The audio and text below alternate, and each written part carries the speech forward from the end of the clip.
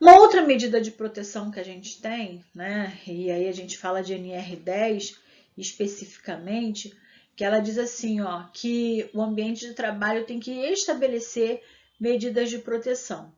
E aí eu tenho desde desenergização até separação elétrica. E a gente vai estar falando sobre cada uma delas nesse processo agora de treinamento. Desenergização. Desenergizar não é só desligar. Para eu dizer que o meu equipamento está desenergizado, eu tenho que desligar, bloquear, testar, aterrar, proteger e sinalizar. Muito interessante isso. Por que é interessante? Porque a gente tem a sensação de que uma vez que eu meto a mão no interruptor e desligo ali, está desenergizado. O circuito está desenergizado. Não, ele está desligado. Por que ele está desligado e não desenergizado? Porque qualquer um pode meter a mão lá e ligar de novo aquele interruptor. Agora, se eu desliguei o interruptor, se eu bloqueei ele, de forma que ninguém vai conseguir desbloquear, se eu testei para ver se existe ainda passagem de corrente, se for necessário fazer um aterramento, em algumas instalações são necessários fazer um aterramento temporário, outras não, mas em algumas atividades a gente tem que aterrar. Se eu conseguir aterrar, se eu protegi, sinalizei, identifiquei, opa, eu desenergizei, eu não desliguei. Então, existe uma diferença entre desenergizar e desligar. Desligar, eu apenas corto a energia temporariamente, mas eu não tomo nenhuma ação para que ela seja reativada. Quando eu desenergizo, o que eu faço? Além de eu desligar, eu tomo todas as precauções para garantir que não tem corrente naquele circuito, que não tem, que ninguém vai reenergizar de forma acidental aquele circuito elétrico que eu vou estar trabalhando naquele momento. A gente vai falar agora de uma medida de proteção que ela é muito importante, que é o aterramento. O aterramento nada mais é do que uma ligação de baixa impedância à terra. O que vem a ser isso? Isso nada mais é do que uma ligação que não tem resistência nenhuma à passagem da corrente elétrica. Ou seja, em caso de uma fuga de energia em um circuito, em um equipamento, seja por um aumento de tensão inviável da concessionária, seja por questões de curto-circuito, essa fuga de energia, ao invés dela ser depositada no circuito elétrico, ela vai ser descarregada nesse sistema de aterramento. E aí vai direto para a terra, o que protege e é muito importante para proteger componentes eletrônicos e equipamentos elétricos de modo geral.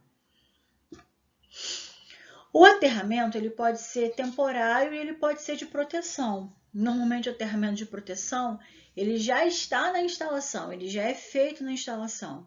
E o temporário ele normalmente é feito para a gente tentar equipotencializar, ou seja, deixar todas as fases, todos os equipamentos em uma mesma potência. A NBR 5410 ela traz para a gente alguns tipos de aterramento. Aterramento TNS, TC, TNCC, TT e T. E aí as 4 primeiras letras a gente tem lá, que são a situação, ela vai indicar a situação de alimentação em relação à terra. Aonde T nós temos um ponto diretamente aterrado, I isolado em relação à terra, ou aterrado através de uma impedância, ou seja, um neutro. T, massa diretamente aterrada. E N, massa ligada ao ponto de alimentação aterrado. O aterramento funcional. Ligação à terra de um condutor do sistema, objetivando o correto funcionamento das instalações. O aterramento ele tem esse objetivo de que, caso haja uma fuga de energia, né? A funcionalidade dele é essa, fazer com que essa fuga de energia, ao invés de sobrecarregar o equipamento e acabar estourando uma placa, ou gerar um curto-circuito, a intenção é que esse aumento de tensão, essa sobrecarga, ela vai direto para a questão do nosso aterramento e aí acabar se dispersando na própria terra, mas não sobrecarregar o nosso sistema.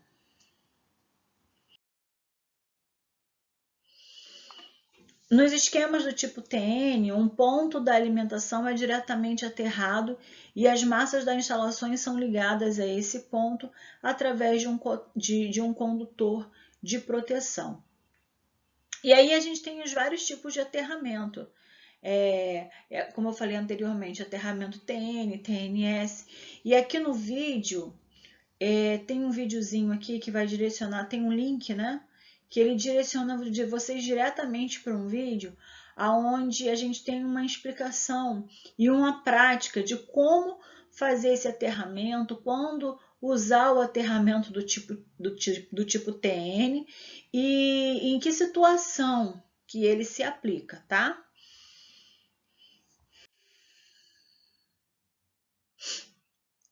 E aí eu tenho um condutor neutro e o condutor de proteção são distintos. Aonde? No esquema TNS. Então eu tenho um neutro e eu tenho um condutor de proteção. Ou seja, eu não tenho meu aterramento diretamente ligado no neutro. Eu vou ter as duas situações, ok? E aí eu tenho aqui, ó, ponto energizado, eu tenho aqui um ponto neutro, tá vendo? E eu tenho lá condutores distintos para fazer a proteção do meu esquema. É importante aqui, ó, também, eu deixei para vocês um link para vocês acessarem esse vídeo, que ele também vai estar falando um pouquinho sobre a questão do esquema TNS, para a gente poder estar assistindo.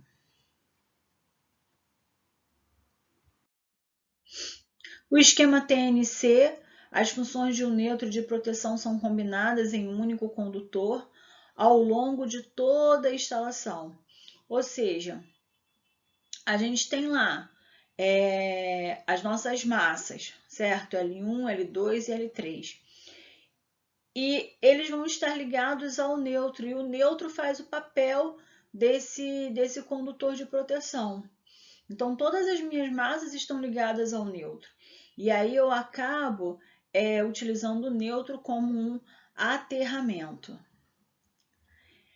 Também tem aqui um vídeo para vocês poderem estar dando uma olhada, linkar lá e clicar lá para poder assistir o vídeo.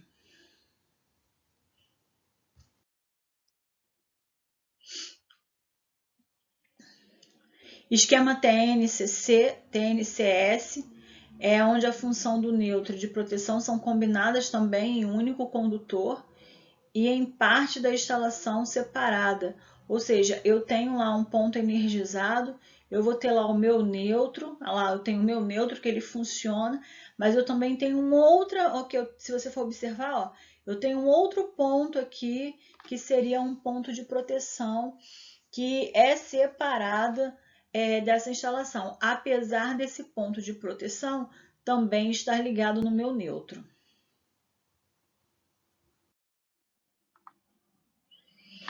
No esquema TT, eu tenho lá a minha proteção de massa e eu tenho o meu neutro separado. Então, eu vou ter dois pontos de proteção. Eles são utilizados de formas separadas, tá? Clica aqui, ó, no linkzinho para você poder acessar o vídeo. Equipotencialização. O que é equipotencializar? Lembra que a gente falou lá do aterramento temporário? Então, esse aterramento temporário, ele vai ser feito nesse processo de equipotencialização. É onde eu vou adotar medidas para que todos os condutores estejam no mesmo potencial. Uma vez que eu tenho o mesmo potencial, eu não tenho fuga de energia, automaticamente eu não tenho choque elétrico, porque para ter o choque elétrico eu preciso da diferença de potencial, lembra? Então, sem diferença de potencial, não tem fuga de energia, não tem choque elétrico. Uma outra medida de proteção é o seccionamento. Ou seja, o que é seccionar? É você interromper a alimentação. Então, você interrompe a alimentação de um determinado circuito para você poder fazer uma determinada manobra, seja uma manutenção e tudo mais. Quando eu estou pensando, por exemplo, em trocar uma lâmpada, que eu vou lá e eu desligo o meu disjuntor. O disjuntor ele é uma chave seccionadora, certo? Eu tanto posso abrir para ela passar a corrente de energia, como eu posso fechar essa passagem de corrente de energia. Uma vez que eu fecho ela, a corrente ela é interrompida e automaticamente aquele fluxo de elétrons ele também é interrompido. E aí eu consigo fazer a manutenção sem tomar um choque elétrico. Então, o seccionamento é isso, é cortar a energia de um determinado ponto. Existem equipamentos para seccionar, a gente tem disjuntor, existem chaves seccionadoras muito utilizadas na subestação e outros equipamentos que vão estar ajudando a gente nessa questão de seccionamento de energia no momento de se fazer uma manutenção. Aqui também tem um link, ó, que é interessante que vocês assistam esses vídeos.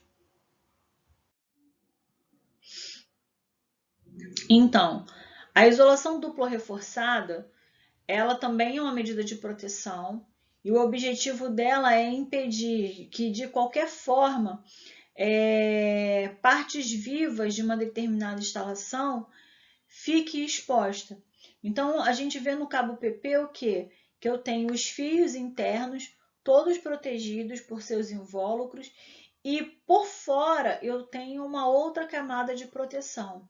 Isso garante que os fios eles não sejam rompidos, ou caso internamente eles sejam rompidos, um não encoste no outro, para que não haja um curto-circuito.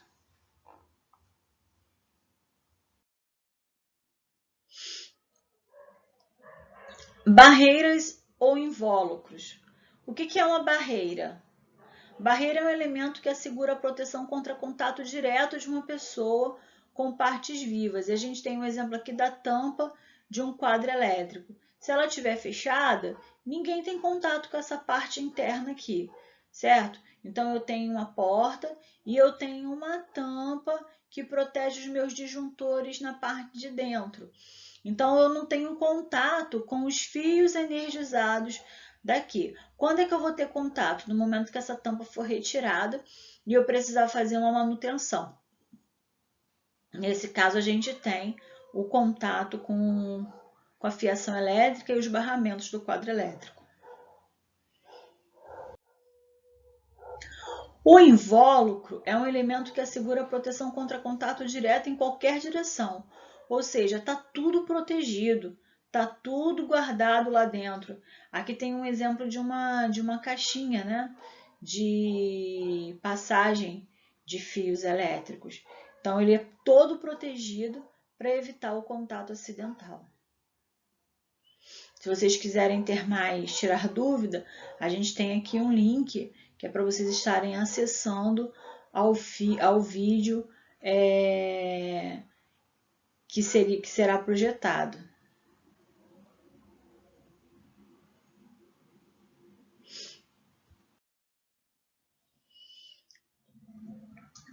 EP6 e EPIs.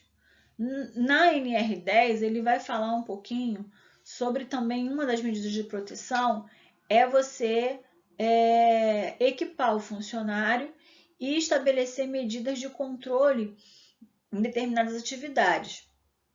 Aqui a gente tem um tapete de isolamento, aqui a gente tem as mantas que protegem circuitos elétricos, aqui a gente tem também a outra manta que está protegendo o circuito eletrônico,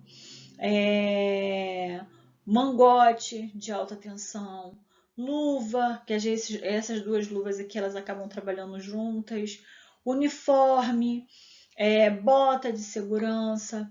E o importante é que todos esses equipamentos aqui utilizados, eles sejam utilizados. E interessante é que até a ferramenta do eletricista ele vai ser considerado um EPC, porque as ferramentas para eletricista, para atividades elétricas, elas também recebem duplo isolamento. Então, elas também são consideradas um EPC. As luvas são EPIs, onde as pessoas, através do isolamento individual, elas têm a proteção contra a energia elétrica. Bloqueio e etiquetagem. O bloqueio e etiquetagem ele é de suma importância, uma vez que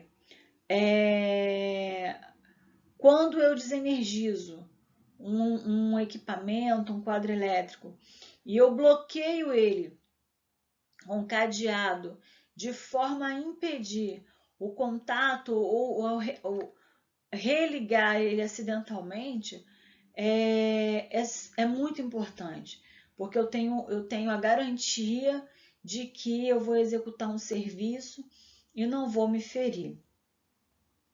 E tem que ter o bloqueio com a etiqueta de identificação.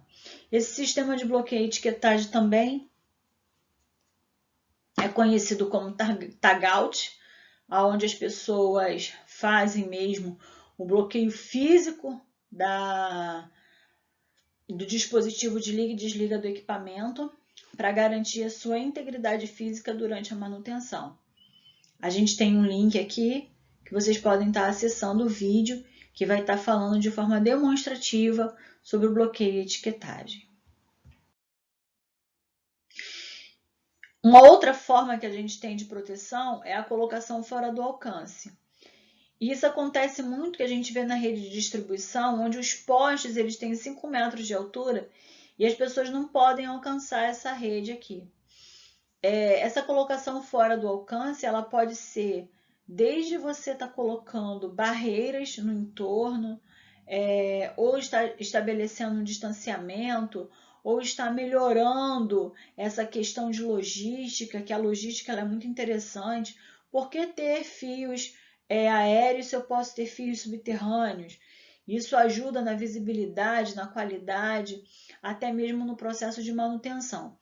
Que eu não preciso ter ninguém pendurado em um poste para poder fazer a manutenção de uma fiação ou de uma rede elétrica. Mas isso é uma questão de investimento, né, e uma questão também de administração, que deve ser vista antes do processo de instalação inicial. Então, colocar fora do alcance também é importante. Pode ser que essa colocação fora do alcance seja a criação de uma barreira, como, por exemplo, levantar um muro, colocar grade. Isso deixa com que as pessoas fiquem fora do alcance do ponto energizado que nós queremos estar isolando.